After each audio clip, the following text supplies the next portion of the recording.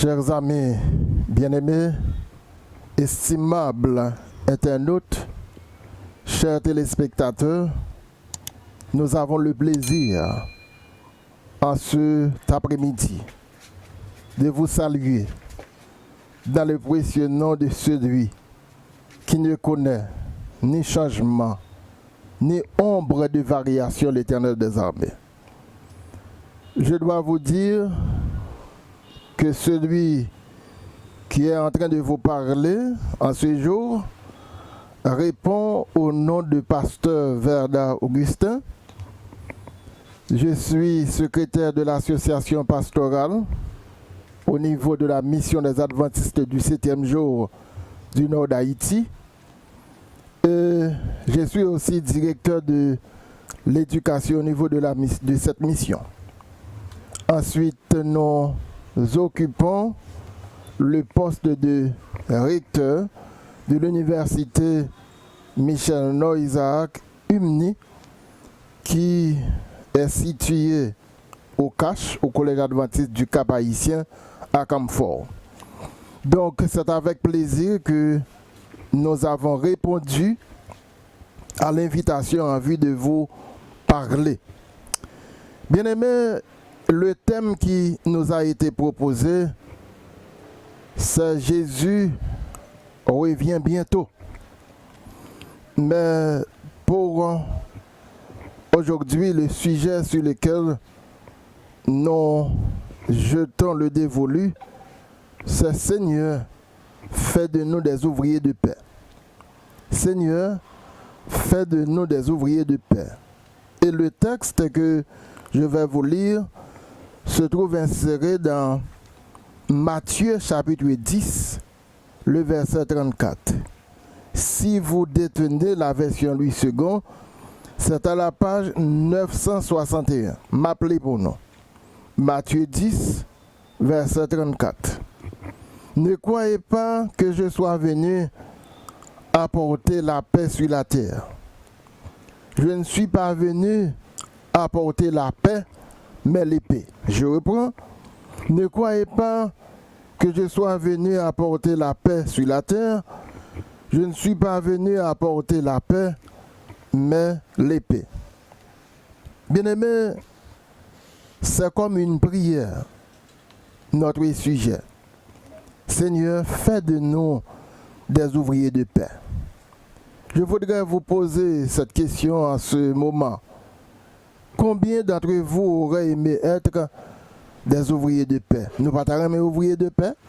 Oui, à Dieu soit toute la gloire. Tout le monde aurait aimé être ouvrier de paix à la gloire de Dieu. Bien-aimés, ne croyez pas que je sois venu apporter la paix sur la terre. Je ne suis pas venu apporter la paix, mais l'épée. Le vocable paix, li sorti dans le mot hébreu shalom. Et li sorti dans le mot grec eirene. Et dans le mot latin passis. Je reprends, mot paix, li sorti dans trois langues originales, hébreu shalom, grec eirene et latin passis. La notion de paix que nous-mêmes nous a parlé de lui en ce moment, c'est la bonne entente entre les individus. Et la bonne entente entre les individus, c'est sans ce mot eirene. Mais la notion biblique de paix lui recouvrir un champ beaucoup plus vaste. Le mot hébreu shalom, pour lui-même, il désignait d'abord ce qui est intact et complet. C'est ça, mot shalom, là, lui-même, il désignait. On utilise le vocable shalom pour capable décrire l'état d'une maison dont la construction est achevée. Par extension, shalom désignait le bien-être de l'existence quotidienne. L'harmonie de l'homme avec la nature, avec lui-même, les autres et avec Dieu.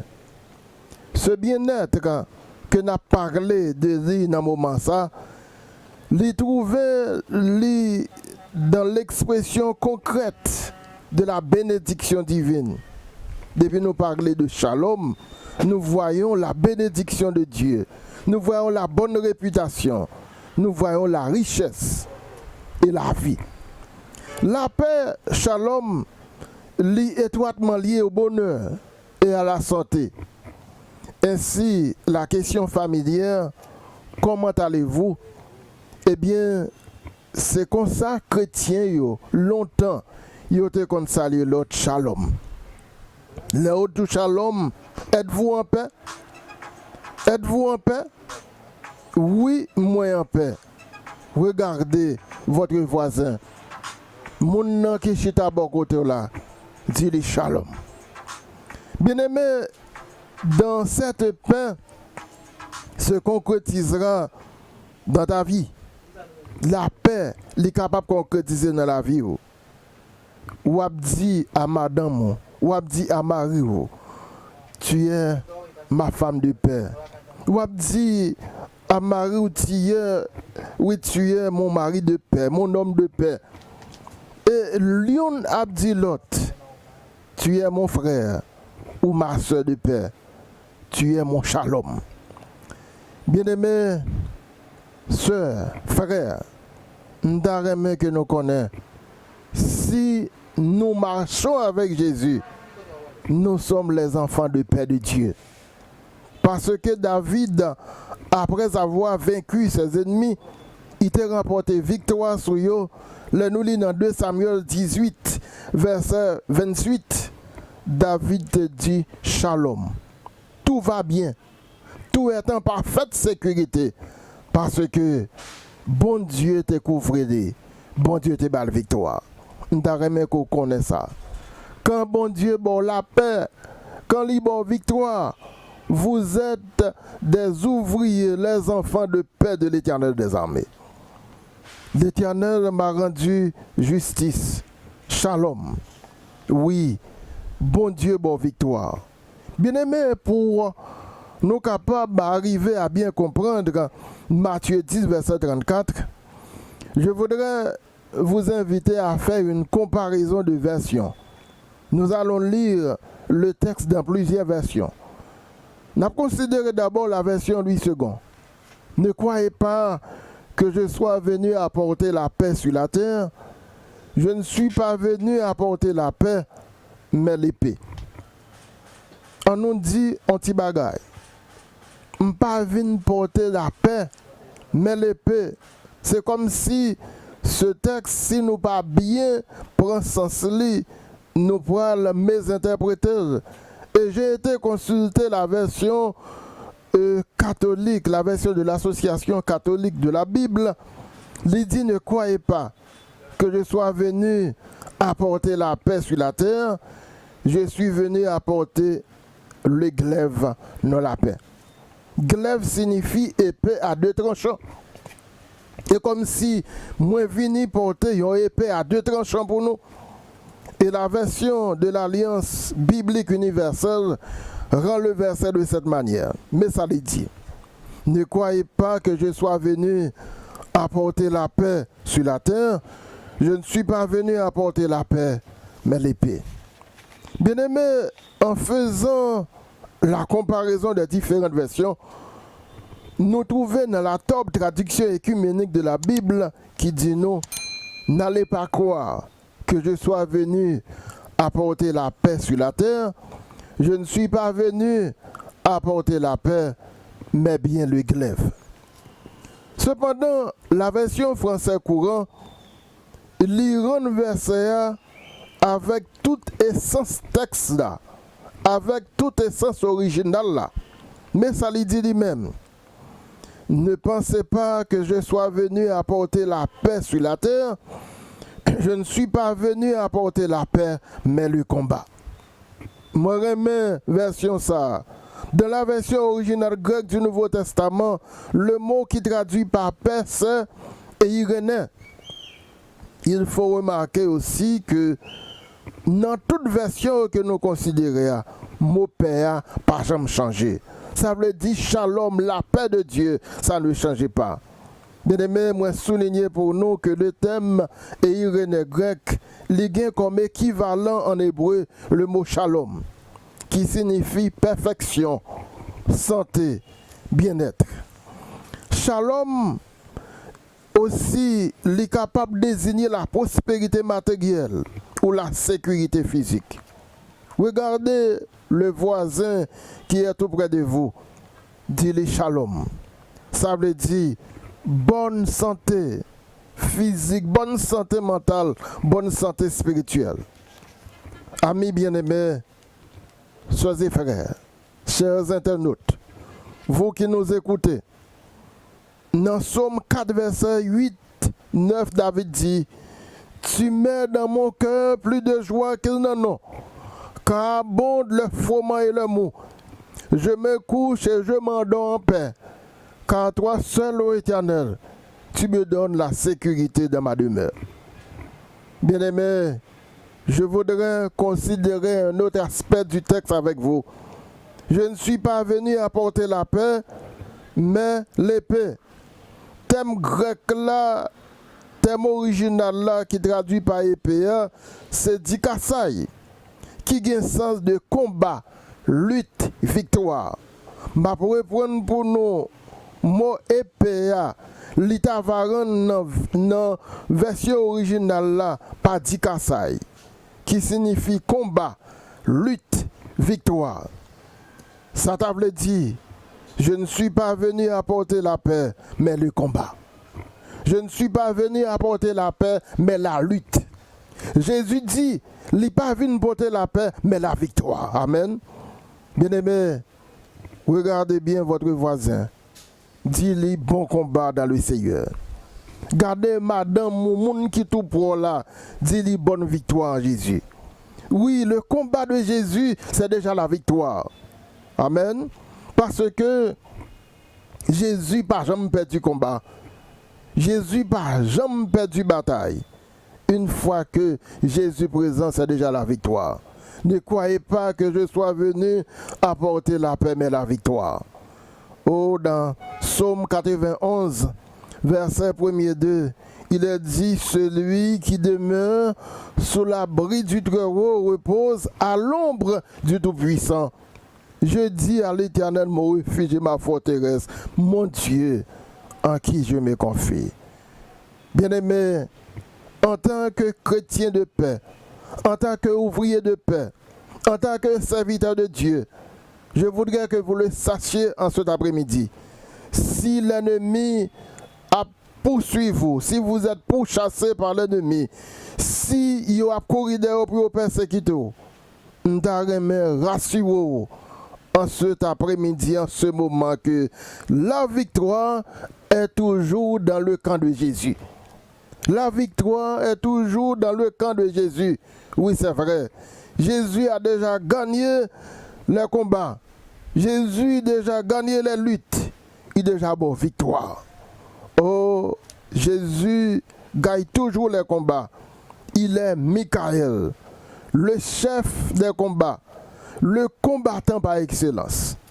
Oh bien-aimé, j'aime relater des expériences. Depuis Jésus là, c'est la victoire.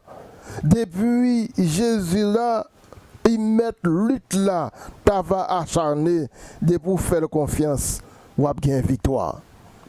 Je me rappelle en février dernier, pas cette année, dans l'année 2018, j'ai eu un combat, en lutte.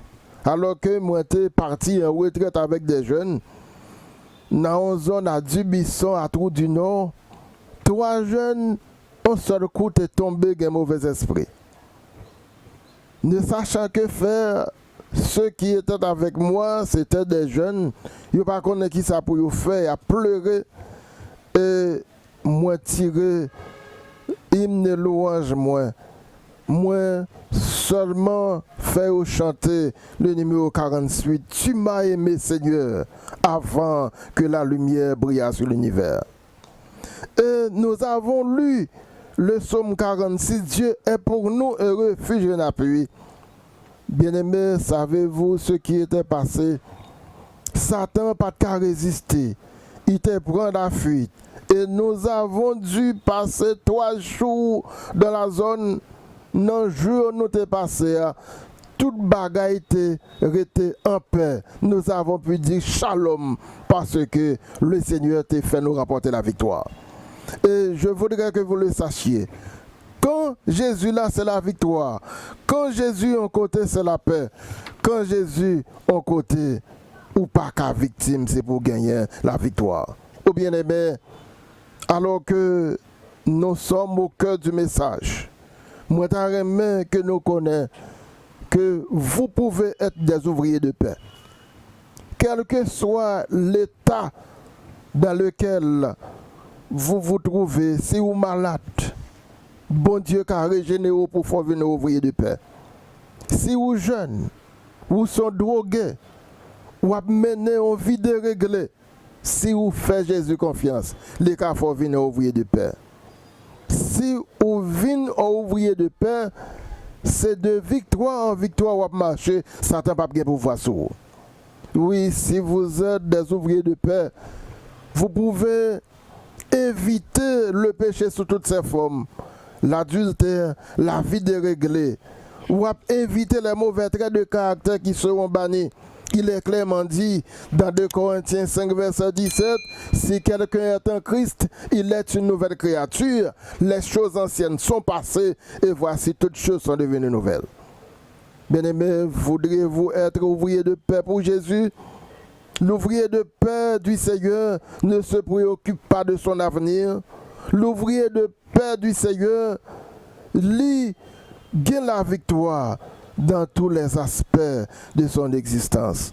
L'ouvrier de paix n'est pas préoccupé non plus de sa sécurité. Depuis la marché pour Jésus et avec Jésus, l'a dit dans Psaume 34, verset 8, l'ange de l'Éternel campe autour de ceux qui les créent et il les arrache au danger. Chers frères bien-aimés, vous qui me regardez en cet instant, je voudrais que vous le sachiez. L'ouvrier de paix, lui apportait toujours la paix sur son passage. L'ouvrier de paix ne calomnie pas son prochain. L'ouvrier de paix dit toujours la vérité en temps et hors de temps. L'ouvrier de paix, lui connaît que c'est pour le bénir dans l'Éternel dans toutes les situations de son existence. Parce que dans Psaume 34, verset 2, il est dit, je bénirai l'Éternel en tout temps. Sa louange sera toujours dans ma bouche. Je bénirai l'Éternel en tout temps. Sa louange sera toujours dans ma bouche. Bien-aimés, vous qui nous regardez, nous avons encore une garantie à propos de cette paix, le fruit de l'esprit qui est la paix.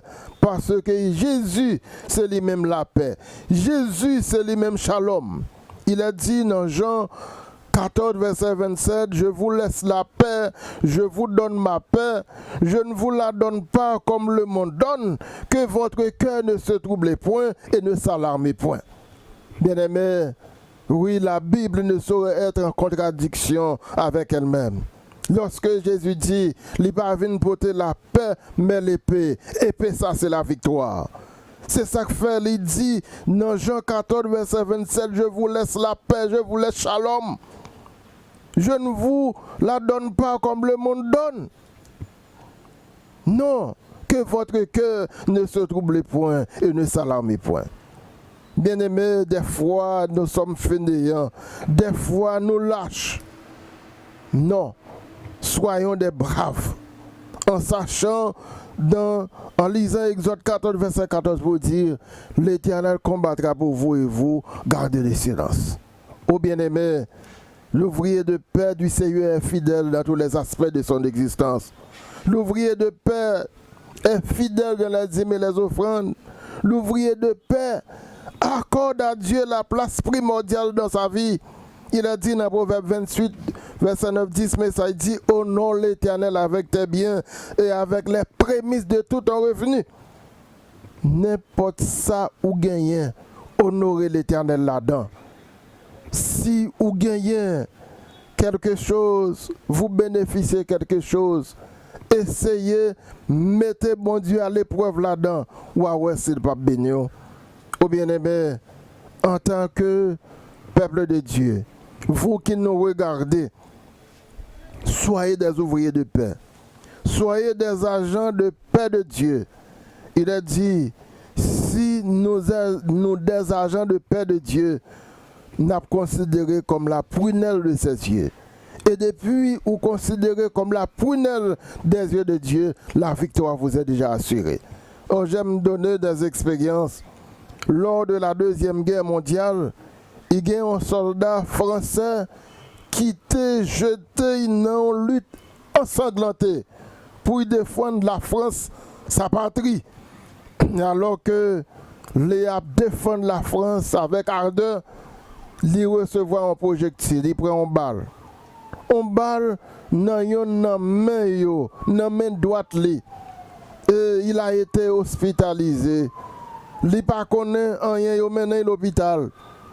Et après, il finit d'opérer, il finit rétabli, il a mené quelque part. Et le médecin qui était fait pour l'opération, il dit, mon garçon, malheureusement, vous avez perdu votre bras droit. Et monsieur gardé médecin, avec de larmes aux yeux, il dit, mon bras droit, je ne l'ai pas perdu, je l'ai donné pour ma patrie, la France. Oh bien-aimé, si le jeune homme a pu faire cette déclaration pour une gloire éphémère, à combien plus forte raison nous autres, nous devons nous donner pour une gloire éternelle, la vie éternelle. Oh bien-aimé, qui ça ou bail pour Jésus? Et que consentez-vous à donner pour Jésus? Le jeune homme a donné son bras droit pour une gloire éphémère. Mais vous-même, qui ça ou bail pour Jésus? Oh, Jésus n'a pas besoin que vous perdiez un membre de votre corps. Il n'a pas besoin de ça. Il a seulement besoin que vous fassiez des sacrifices pour lui. Qui sacrifice vous voulez consentir pour Jésus? Oh bien-aimé, il vous faut vous donner pour Jésus. Vous donner pour Jésus, c'est accepter de le servir. Vous donner pour Jésus, quel que soit votre âge, c'est accepter pour dire Jésus. Tant que Esaïe te dit, mais voici, envoie-moi. Vous donner pour Jésus bien-aimé, c'est accepter que Jésus est capable de considérer comme son ouvrier de paix. Le shalom qui est capable d'inciter le chrétien à bénir au lieu de maudire. Dans 2 Corinthiens 13, verset 11, il est dit que la paix de Dieu qui surpasse toute intelligence garde votre cœur et vos pensées. Bien-aimés, ouvriers de paix, la paix, cette qualité du fruit de l'esprit, est l'héritage de Jésus légué à ses enfants. Selon Jean 14, verset 27, je vous laisse la paix, je vous donne ma paix. Je ne vous la donne pas comme le monde la donne, que votre cœur ne se trouble point et ne s'alarme point. Oh, la paix, le shalom ne nous permet pas de trembler devant les démons. Shalom là, il fait nous gagner bravoure spirituelle et nous remporter la victoire. Oh bien-aimés, en ce moment, je voudrais vous inviter à être des chrétiens de paix. Je voudrais vous inviter à être des chrétiens qui quittent nous transformés par la grâce de Dieu. Le martyr, il était accepté, perdu bras droit pour une gloire éphémère. Mais nous-mêmes, nous besoin seulement mener une vie transformée. Laissez la vie de l'idolâtrie. Laissez renoncer à la vie qui pas vaut rien ici-bas. Renoncer à l'adultère. Renoncer à la vie de libertinage. Vivez pour Jésus. La paix, le shalom, le Eirené. Il chasse le stress parce que vous avez la conviction que Jésus est là-bas. Oh bien-aimé, en nos vies pour Jésus, Il est dit dans Romains 5, verset 1er, étant donc justifiés par la foi, nous avons la paix avec Dieu par notre Seigneur Jésus-Christ. Oh, à ce moment, je voudrais vous inviter à être des chrétiens de paix. Attachez-vous à Jésus. On nous dit shalom. Et Irénée, on nous dit shalom, c'est la victoire. On nous dit, avec Jésus, la victoire est assurée. Oh bien-aimé, attachez-vous à Jésus et vous serez sauvés. Vous qui me regardez, peut-être vous êtes mené en vie de l'autre fois, en vie qui était désapprouvée par vos voisins, par vos amis. On fait Jésus confiance. On nous vient amis Jésus plutôt. Jésus voulait transformer en ce moment en ouvrier de paix. Oui, soyez des ouvriers de paix pour Jésus. Bien-aimés, alors que je veux terminer le message, je voudrais vous inviter à suivre la lecture de ce verset qui se trouve inséré dans Philippiens 4, verset 6. Ne vous inquiétez de rien, mais en toute chose, faites connaître vos besoins à Dieu par des prières et des supplications avec action de grâce. Ô bien-aimé, faites Jésus confiance. Acceptez Jésus. Acceptez marcher avec lui. Acceptez vivre pour lui. Si ou des ouvriers de paix pour Jésus, c'est shalom. Si ouvrier de paix pour Jésus, c'est la victoire. Si ouvrier de paix pour Jésus, eh bien, c'est déjà la vie éternelle pour vous. Dans Psaume 91, verset 10, il est dit, aucun malheur ne t'arrivera, aucun fléau n'approchera de ta tente.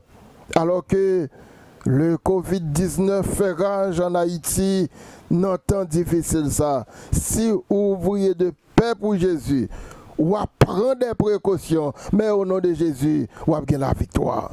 Ou à gagner la victoire parce que maladie, ça n'a pas bien pouvoir sur vous. Ou à vivre pour Jésus, ou à ouvrier de paix. Jésus a habité dans vous. Oh bien-aimé, je voudrais vous inviter, vous qui me regardez, à mener une vie transformée. Voulez-vous en ce moment mener une vie transformée? Ou partager main, accepter Jésus en ce moment, quel que soit l'endroit où vous êtes. Vous pouvez nous appeler, nous avons des numéros de téléphone à votre disposition. Nous autres qui prêchons cet évangile, nous invitons à marcher, à vivre pour Jésus, à marcher pour lui, à mener en vie de paix, en vie de bénédiction.